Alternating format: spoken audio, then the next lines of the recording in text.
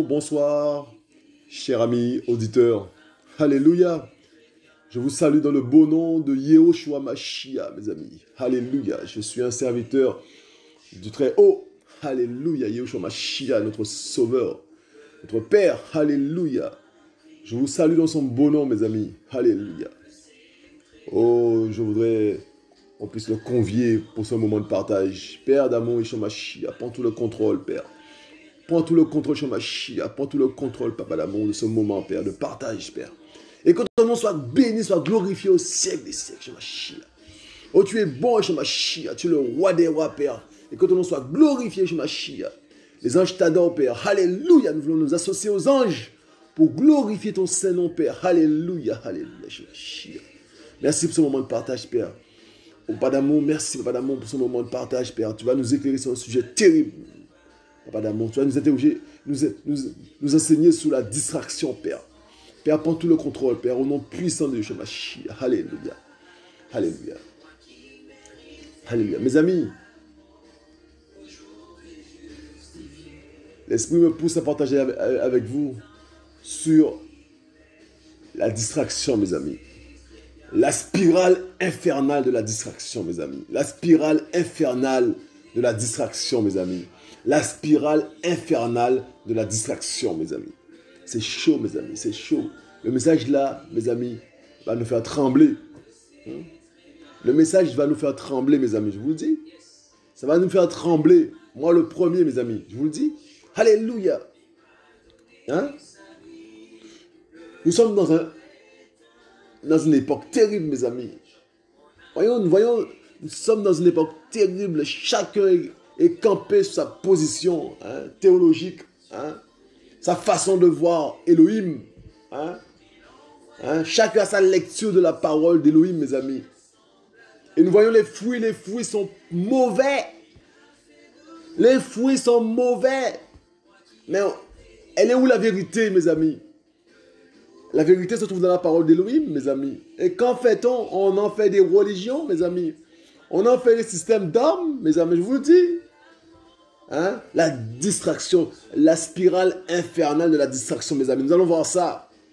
Alors que nous sommes en guerre, mes amis. Nous sommes en guerre contre Satan. Nous sommes en guerre contre ses démons. Nous sommes en guerre contre les sorciers, mes amis. Nous sommes en guerre contre notre propre chair, mes amis. Eh bien non, nous sommes dans la distraction. Je vous le dis. Le constat est terrible, mes amis. Alors que la guerre fait rage, mes amis, nous nous promenons. Nous ne sommes pas en guerre, mes amis. Alors que la guerre fait rage, nous sommes hors guerre, mes amis. Je vous le dis, nous sommes hors guerre. Alléluia, je vous le dis. Nous sommes dans la distraction. Je vous le dis. La guerre fait rage, mes amis. Et nous sommes dans la distraction, mes amis. Je vous le dis. Le constat est terrible. Le message va nous faire trembler, mes amis. Je vous le dis. Le message va nous faire trembler. Alléluia, je vous le dis. Je vous le dis, le message va nous faire trembler. Nous sommes dans 2 Samuel 11, mes amis. Nous sommes dans 2 Samuel 11 et c'est vous savez, c'est l'histoire de David, loin de Yahweh, un roi loin par Yahweh, mes amis. Un loin de Yahweh, mes amis. Et de Bathsheba, mes amis. Nous allons voir ça. Mais est-ce qu'on lit tout? Ou est-ce que je vous laisse lire à la maison, mes amis? Est-ce qu'on lit tout? Parce que il y a pas mal de lectures. Père, conduis-nous, Yehoshua Mashiach, comme tu veux. Je vous invite à lire ce chapitre 11 de Samuel et aussi le chapitre 12, mes amis. Nous allons quand même parcourir un tout petit peu, mes amis.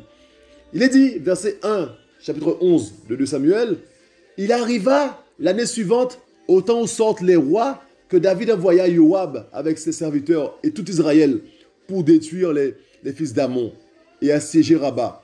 Mais David resta à Jérusalem. » D'accord? Donc il envoya Joab avec ses serviteurs et tout Israël, mes amis, pour détruire les fils d'Ammon et assiéger Rabat. Mais David resta à Jérusalem, mes amis. Donc Jérusalem. Les amis. Verset 2.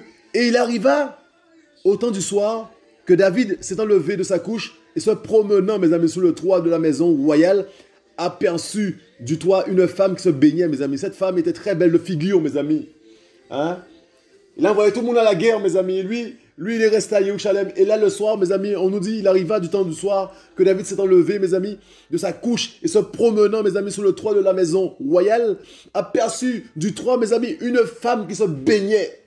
Hein? Cette femme était très belle de figure, mes amis. Attirante, mes amis. Hein? Aux yeux des hommes. Attirante, mes amis. Une femme très belle de figure, mes amis. Hein? Verset 3. David envoya demander qui était cette femme, mes amis. On lui dit, n'est-ce pas Bathsheba, fille d'Eliam, femme d'Uriah, le Héthien, mes amis? Et David envoya des messagers pour la chercher. Elle vint vers lui. Et il coucha avec elle, mes amis. Hein? Après s'être purifiée de sa souillure, elle retourna dans sa maison. D'accord? Donc, on nous dit, mes amis, David envoya chercher cette femme après avoir eu l'information comme quoi elle était mariée. Elle avait un mari, d'accord? D'accord? David envoya demander qui était cette femme, verset 3, et on lui dit, n'est-ce pas Bathsheba, fille d'Eliam, femme d'Uriah, le Héthien? Donc, David sut qu'elle était femme d'Uriah, et donc David envoya quand même des messagers pour la chercher, mes amis. Elle vint vers lui, et il coucha avec elle. Après s'être purifiée de sa souillure, elle retourna dans sa maison, mes amis. Cette femme devint enceinte, verset 5, cette femme devint enceinte, et elle fit dire à David, je suis enceinte. Mes amis, c'est chaud. C'est chaud, mes amis, je vous dis, c'est chaud. Je vous le dis, c'est chaud. Verset 6. Alors David envoya dire à Joab, envoie-moi Uriah le Héthien, donc le mari de Bathsheba. Alors David envoya dire à Joab, envoie-moi Uriah le Héthien. Et Joab envoya Uriah à David. Donc c'est suite à l'annonce, comme quoi la femme est enceinte. La femme lui annonce qu'elle est enceinte. Donc lui, David, il dit à Joab d'aller chercher, de lui envoyer Uriah le mari de la dame. D'accord? Verset 7. Uriah se rendit auprès de David, qui l'interrogea sous la paix de Joab, sous la paix du peuple et sous la paix de la guerre. D'accord? Puis David dit à Uriah, descends dans ta maison et lave tes pieds. Uriah sortit de la maison du roi et on fit porter après lui un présent royal. Écoutez, puis David dit verset 8, puis David dit à Uriah, descends dans ta maison et lave tes pieds. Uriah sortit de la maison du roi et on fit porter après lui un présent royal. Mais Uriah, mes amis, se coucha, verset 9, mais Uriah se coucha à la porte de la maison du roi avec tous les serviteurs de son maître. Il ne descendit pas dans sa maison, mes amis. Il n'y a pas été, mes amis. Il n'y a pas été. On le rapporta à David et on lui dit, Uriah n'est pas descendu dans sa maison. David dit à Uriah, n'arrives-tu pas de voyage? Pourquoi n'es-tu pas descendu dans ta maison? Uriah répondit à David, l'arche Israël et Yehuda habitent sous des tentes. Mon seigneur Joab et les serviteurs de mon seigneur campent au champ. Et moi, j'entrerai dans ma maison pour manger et boire et pour coucher avec ma femme. Tu es vivant et ton âme est vivante. Je ne ferai pas une telle chose. Un serviteur fidèle, mes amis. Uriah, mes amis. Fidèle à David, mes amis. David dit à Uriah, reste ici encore aujourd'hui et demain, je te renverrai. Uriah resta ce jour-là et le lendemain à Jérusalem, mes amis. David l'invita à manger et à boire en sa présence et l'enivra. D'accord? Mais le soir, il sortit pour se coucher sous son lit avec tous les serviteurs de son maître. Et ne descendit pas dans sa maison, mes amis. Le lendemain matin, David écrivit une lettre à Joab et l'envoya par la main d'Uriah, mes amis. Par la même main d'Uriah, mes amis. Écoutez ça. Il écrivit en disant, placez Uriah face au plus fort de la guerre et éloignez-vous de lui afin qu'il soit frappé et qu'il meure, mes amis. On va s'arrêter là. David envoie ses hommes en guerre, mes amis. Il reste à Jérusalem, il n'y va pas. Donc il aperçoit une femme en se promenant, mes amis. Il couche avec elle. D'accord? Et là, la femme lui annonce qu'elle est enceinte. Et mes amis, qu'est-ce qu'il fait, David, mes amis? David essaie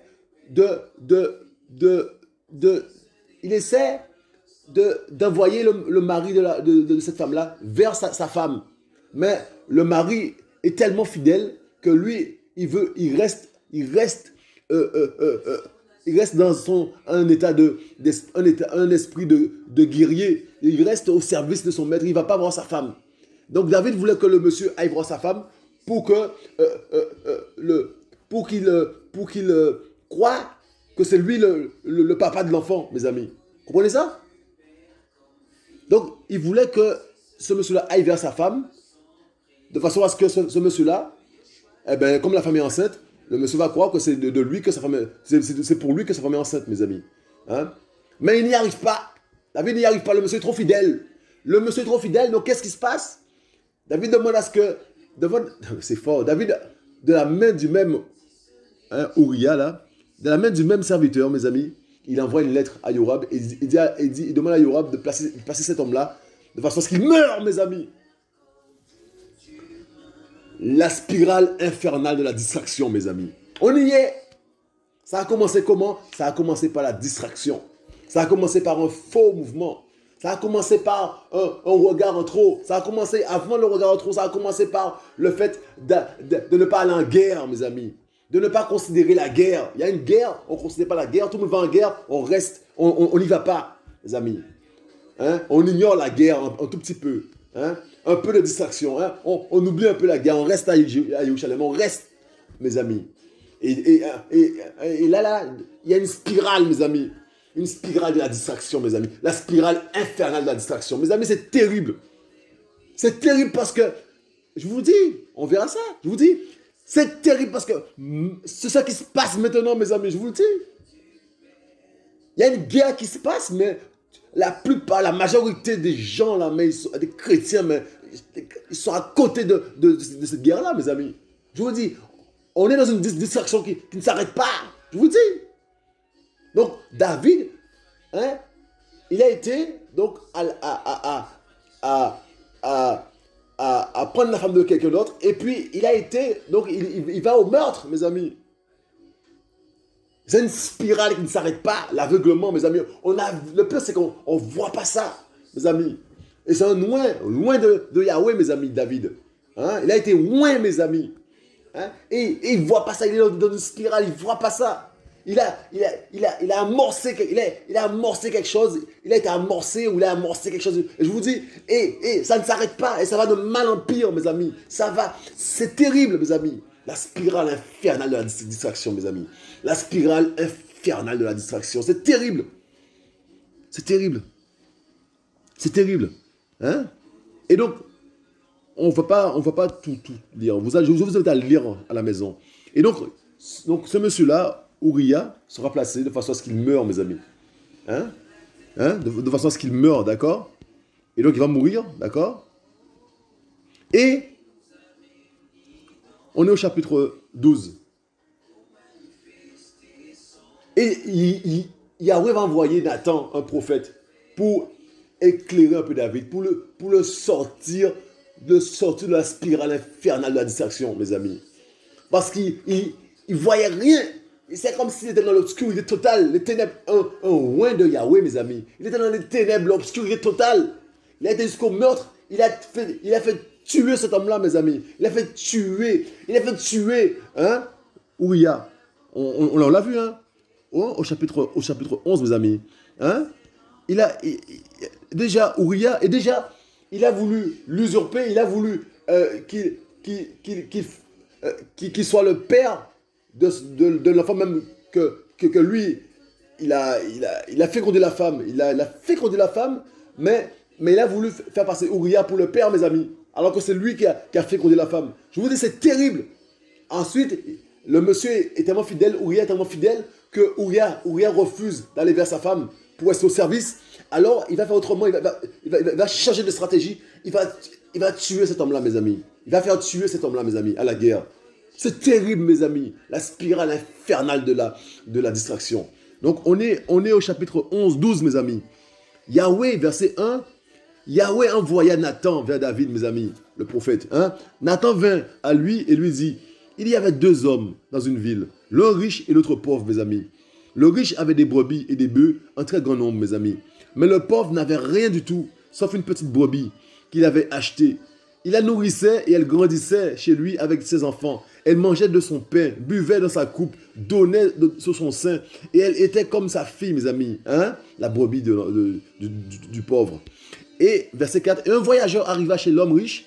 Ce riche a épargné ses brebis et ses bœufs pour préparer un repas au voyageur qui était venu chez lui. Il a pris la brebis du pauvre homme et l'a préparé pour l'homme qui était venu chez lui. Alors la colère de David s'enflamma violemment contre cet homme. Et il dit à Nathan, Yahweh vivant, l'homme qui a fait cela est un fils de la mort. Hein? Parce qu'il a fait cela et qu'il n'a pas épargné cette brebis. Pour une brebis, il en rendra 4. David commence la justice d'Élohim commence à renaître en David. la justice, il commence à être un tout petit peu éclairé. Mais il ne sait pas qu'on parle de lui, hein, mais il commence à avoir un peu de distinction parce qu'il était dans l'obscurité, mes amis, je vous le dis. Hein? Il dit, comment se fait-il? Comment se fait-il? Comment se fait-il que cet homme a pris la seule brebis du pauvre? Mais c'est inadmissible. Comment se fait-il? Mais il a encore un peu du jote.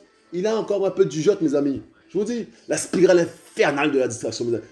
Ça nous trouble, mes amis. Ça nous trouble. Ça nous aveugle, je vous le dis.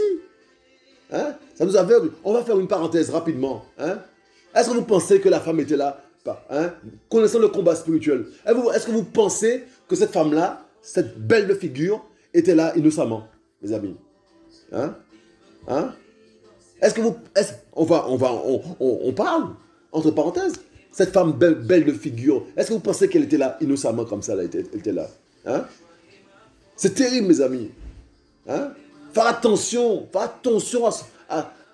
on est en guerre, mes amis. Je vous dis, on est en guerre. On ferme la parenthèse. Alléluia, je vous le dis. Hein? On est en guerre, mes amis. Hein? C'est terrible, je vous le dis. La guerre est terrible, mes amis. Hein? Pour te faire tomber. Hein? Pour te faire tomber, toi qui marches droit, hein, aux yeux de Yeshua. Mais n'importe quoi peut se présenter à toi. N'importe qui peut se présenter à toi. Hein? Avec sa beauté, la beauté qui réveille tes sens, hein, qui réveille tes yeux.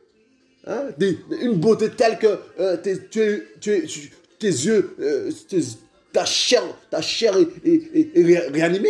Ta chair qui est un peu morte, et d'un coup, elle reprend vie. Il y a des choses qui peuvent se passer. Toi, mon ami, toi qui tiens la main de Yoshua, quand c'est comme ça, tu fuis. Tu fais comme Joseph, tu fuis. Hein? Il y a des choses qui peuvent se passer, des gens qui peuvent se présenter à toi. Mais c'est terrible. Rien que pour te faire chuter, je te le dis. Quand tu tiens la main de Yoshua, il faut faire attention à ça. Fais attention à ça. Aux gens qui t'abordent, je vous le dis. Aux gens que tu vois. Parfois, il y a des gens que tu croises dans des carrefours, mais ils sont là pour que tu puisses les voir, mes amis, je vous le dis. Il y a des gens qui sont placés pour que tu puisses les voir. Je vous le dis, le combat est terrible. C'est un combat acharné, c'est un combat spirituel, mes amis. Hein, le but, c'est que tu tombes. Surtout si c'était loin de Yahweh, si c'était loin d'Elohim. Le but, c'est que tu tombes. L'ennemi va utiliser tous ces stratagèmes, tous ces trucs pour que tu puisses tomber, je vous le dis. On ferme la parenthèse. Alléluia. Donc, il est dit, verset 4, verset 5, pardon. Donc la colère de David s'enflamma violemment contre cet homme. Il dit à Nathan, Yahweh vivant, l'homme qui a fait cela est un fils de la mort. Verset 6, parce qu'il a fait cela et qu'il n'a pas épargné cette brebis. Pour une brebis, il en rendra 4. Alors Nathan dit à David, tu es cet homme-là, tu es cet homme-là. Tu es cet homme-là. Ainsi parle Yahweh, l'Élohim d'Israël, je t'ai oint pour roi sur Israël. Je t'ai délivré de la main de Shaoul. Hein? Je t'ai même donné, hein, la maison de ton maître et les femmes de ton maître dans ton sein. Et je t'ai donné la maison d'Israël et de Yehuda. Et si cela avait été peu, j'y aurais encore ajouté. Pourquoi as-tu méprisé la parole de Yahweh en faisant ce qui est mal à ses yeux? Tu as frappé de l'épée Uriah le Héthien. Tu as pris sa femme pour en faire ta femme. Et tu l'as tué par l'épée des fils d'Amon, mes amis. Hein? C'est pas David qui a transpercé Uriah de son épée. Hein? Mais le prophète lui dit, c'est lui qui a fait ça. Hein? Tu as frappé de l'épée Uriah. C'est comme si c'était lui. Il a fait faire, mais c'est lui, mes amis. C'est terrible. Lorsqu'on croit qu'on est innocent et qu'on fait des choses, hein, on fait faire des choses, on croit que nous, on n'a pas fait, c'est pas nous. Hein? C'est une forme de... On se déresponsabilise. Eh bien, Yehoshua est un aile qui te responsabilise. Hein? Tu es responsable de tes actes. Hein? Nous sommes des responsables, mes amis. Nous sommes responsables de tout ce qu'on fait. Hein? Nous sommes responsables. Hein? Nous allons rendre compte de tout ce qu'on fait, mes amis. Je vous le dis. Nous ne sommes pas irresponsables, je vous le dis. Tout ce qu'on fait, on va rendre compte de tout ce qu'on fait. Nous sommes des êtres responsables. Hein? On ne sera pas dédouanés, mes amis, de nos actes. Je vous le dis. Il faut poser des actes qui honorent le Seigneur. Il faut poser des actes qui honorent le Seigneur, je vous le dis. Hein? Donc là, il est dit, pourquoi tu méprisais la parole de Yahweh, hein, en faisant ce qui est mal à ses yeux? Tu as frappé de l'épée Uriah, le Héthien, et tu as pris sa femme pour en faire ta femme, et tu l'as tué par l'épée des fils d'Ammon, mes amis. Hein? Hein? C'est terrible, mes amis. Hein? Hein? Et donc, le serviteur, le prophète, hein, Nathan, il est en train, hein, d'amener le salut pour David, parce que David était perdu là. Il amène le salut, il amène la lumière, je vous le dis. Il était perdu. Il est en train de le réveiller, mes amis. Alléluia. Hein? Verset 10. Maintenant l'épée ne s'éloignera jamais de ta maison parce que tu m'as méprisé et que tu as pris la femme d'Uriah, le Héthien, hein, pour en faire ta femme, mes amis. Hein? Il y a quelque chose qui a attiré mon attention. Hein? Hein? Le fait que, il est dit, on va le voir plus tard peut-être. Donc il est dit, maintenant l'épée ne s'éloignera jamais de ta maison parce que tu m'as méprisé et que tu as pris la femme d'Uriah, le Héthien, pour en faire ta femme, mes amis. Ainsi parle Yahweh, je vais faire sortir de ta propre maison le malheur contre toi et je vais prendre sous tes yeux tes propres femmes pour les donner à un homme de ta maison qui couchera avec elle à la vue de ce soleil, mes amis. Hein? Hein? Car tu as fait cette action dans un lieu caché, mais moi, je la ferai à la face de tout Israël et à la face du soleil, mes amis. Alléluia, alléluia, alléluia, mes amis. Waouh, waouh, waouh, waouh, waouh, waouh, waouh, waouh, mes amis. Hein? Et on connaît donc la suite, mes amis. Alors, verset 13. Alors David dit à Nathan, j'ai péché contre Yahweh. Nathan dit à David, Yahweh passe par-dessus ton péché, tu ne mourras pas. Toutefois, parce que cette chose, par cette chose, tu as fait mépriser. Voilà ce que je voulais voir avec vous. Toutefois, parce que par cette chose, tu as fait mépriser Yahweh par ses ennemis. Le fils aussi qui t'est né mourra, il mourra. Mes amis, regardez ça. Regardez, considérons le verset 14. On a lu quelques versets, on va peut-être revenir sur ces versets-là, mais le verset 14 est terrible, mes amis. Le verset 14 est terrible, mes amis. Toutefois, parce que par cette chose, tu as fait mépriser Yahweh par ses ennemis. De qui il est parlé là, mes amis? Tu as fait mépriser Yahweh par ses ennemis. Le fils aussi qui t'est né mourra, il mourra, mes amis. Toutefois, parce que par cette chose, tu as fait mépriser Yahweh par ses ennemis. Le fils aussi qui t'est né mourra, il mourra. Mes amis, qu'est-ce que ça veut dire ça, mes amis? Hein? Quand tu pêches délibérément, mes amis, hein? Les ennemis de notre Père se moquent de notre Père, mes amis. Ils se moquent de toi, ils se moquent de notre Père. Quand ils se moquent de toi, ils se moquent de notre Père, mes amis. Vous comprenez ça? Hein? On va reprendre le verset. Toutefois, parce que par cette chose, tu as fait mépriser Yahweh par ses ennemis, mes amis. Yahweh a été méprisé par ses ennemis à lui. Hein? Par cette chose que tu as faite là, mes amis. Est-ce que vous saisissez la portée de la chose? L'importance de ne pas pécher délibérément contre Yahweh, contre Yehoshua, Mashiach. Vous comprenez cela, mes amis? Hein? Nous sommes en guerre, mes amis. Je vous le dis. Hein? Hein? Hein? Vous pensez qu'il ne nous voit pas? Hein?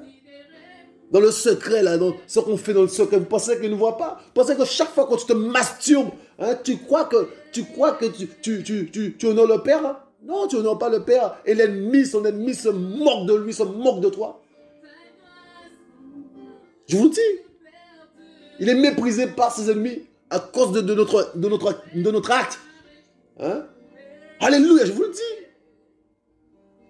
Quand tu connais le Père, tu connais le Père déjà. Quand tu es un disciple du Père, hein, et tu te fais avorter, ben tu brises le cœur du Père. Il est méprisé par ses ennemis. Je vous le dis. Je vous le dis. Waouh, waouh, waouh, waouh, waouh, waouh, waouh, waouh. Ah, il est fort, notre Père d'amour. Que son nom soit béni. Que son nom soit béni. Et il est dit, verset 15, et Nathan retourna dans sa maison. Yahweh frappa l'enfant et que la femme d'Uriah avait enfanté à David. Et il devint gravement malade. David pria Elohim pour le garçon. Et David jeûna. Et quand il rentra, il passa la nuit couché par terre, mes amis. Les anciens de sa maison se levèrent et vinrent vers lui pour le faire lever de terre. Mais il ne voulut pas. Il ne mangea rien avec eux. Et il arriva que l'enfant mourut le 7e jour. Les serviteurs de David craignaient de lui annoncer que l'enfant était mort. Car ils se disaient, voici, quand l'enfant vivait encore, nous lui avons parlé et il n'a pas écouté notre voix. Comment pourrions-nous lui dire, l'enfant est mort? Il fera quelque chose de mauvais. David vit que ses serviteurs parlaient à voix basse. Et il comprit que l'enfant était mort. David dit à ses serviteurs, l'enfant est-il mort? Ils répondirent, il est mort. Alors David se leva de terre, il se lava, soignit et changea de vêtements. Il alla dans la maison de Yahweh et s'y prosterna. De retour chez lui, il demanda qu'on lui serve de la nourriture et il mangea. Verset 21, ses serviteurs lui dirent, qu'est-ce que tu fais? Tu jeûnais et pleurais pour l'amour de l'enfant lorsqu'il vivait encore, et maintenant que l'enfant est mort, tu te lèves et tu manges? Mais il répondit, quand l'enfant vivait encore, je jeûnais et pleurais, car je me disais, qui sait si Yahweh n'aura pas pitié de moi, et si l'enfant ne vivra pas? Maintenant qu'il est mort, pourquoi jeûnerai-je? Puis-je le faire revenir? J'irai vers lui, mais il ne reviendra pas vers moi, mes amis. Voilà. C'est terrible, mes amis. Je vous le dis, c'est terrible, mes amis. C'est terrible. On va juste tirer le son de la réaction de David par rapport à la mort de l'enfant. C'est une réaction spirituelle. C'est une réaction que je qualifierais de spirituelle. Donc, il n'y a pas de sentiment dans les affaires de Yahushua. Il n'y a pas de sentiment. Et il est mort, c'est bon, voilà. Il jeûnait, il priait pour la vie de l'enfant. Mais l'enfant est mort, c'est fini. Il n'y a pas de sentiment, les amis. Même ses serviteurs sont étonnés.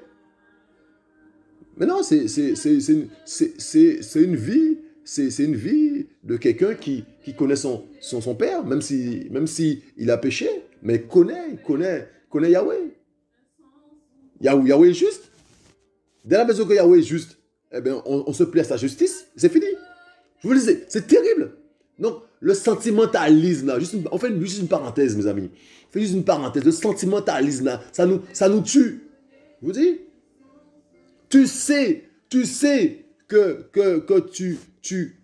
tu veux plaire à ton père, tu sais que tu veux plaire à Yahushua Mashiach, tu veux plaire à Yahushua Mashiach. Il y a des gens, il y a des gens autour de toi, des soi-disant frères et sœurs, qui veulent t'en empêcher d'une manière ou d'une autre. Eh bien, il faut te séparer.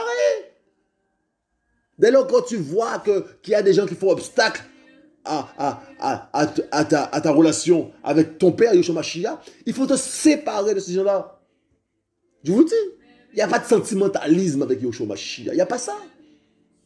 Tout ce qui te barre la route, qui fait obstacle entre toi et ton père, il faut t'en séparer, mes amis. Je vous le dis. Même si les gens sont contents, pas contents, c'est leur souci. Mais toi, tu veux plaire à ton père, je te le dis. Alléluia, je vous le dis. Juste une parenthèse. Hein? On va revenir, mes amis. On va revenir, mes amis. On va revenir sur, mes amis, sur la spirale infernale de la distraction, mes amis.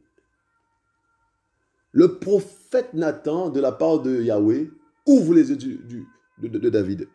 Et c'est à ce moment-là, au verset 13, il dit, alors David dit à Nathan, j'ai péché contre Yahweh. Et Nathan dit à David, donc, il dit, David dit à Nathan, j'ai péché contre Yahweh. C'est à ce moment-là qu'il se rend compte de son truc, mes amis. Il est éclairé. Heureusement qu'il a un cœur selon Yahweh. il va reconnaître son tort tout de suite. Il a péché contre le Très-Haut.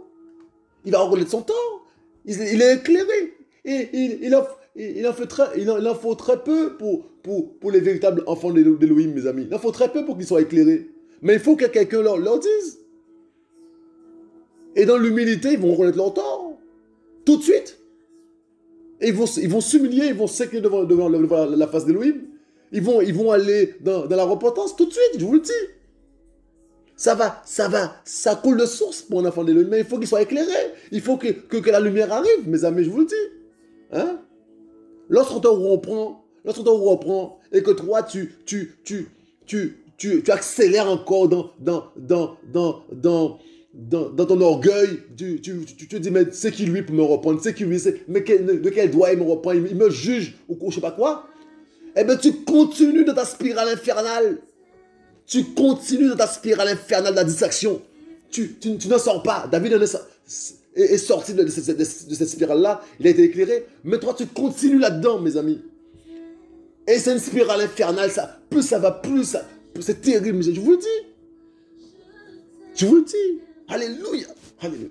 Ce message est terrible, mes amis. Ça doit nous pousser à la repentance. Ça doit nous pousser. On doit s'examiner, mes amis. Je vous le dis. La spirale infernale de la distraction. Ça va commencer quand? On ne sait pas. Est-ce qu'on est en guerre, mes amis? Est-ce qu'on est en guerre chaque jour là? Est-ce qu'on ressent cette guerre, mes amis? Hein? Est-ce qu'on ressent cette guerre, mes amis?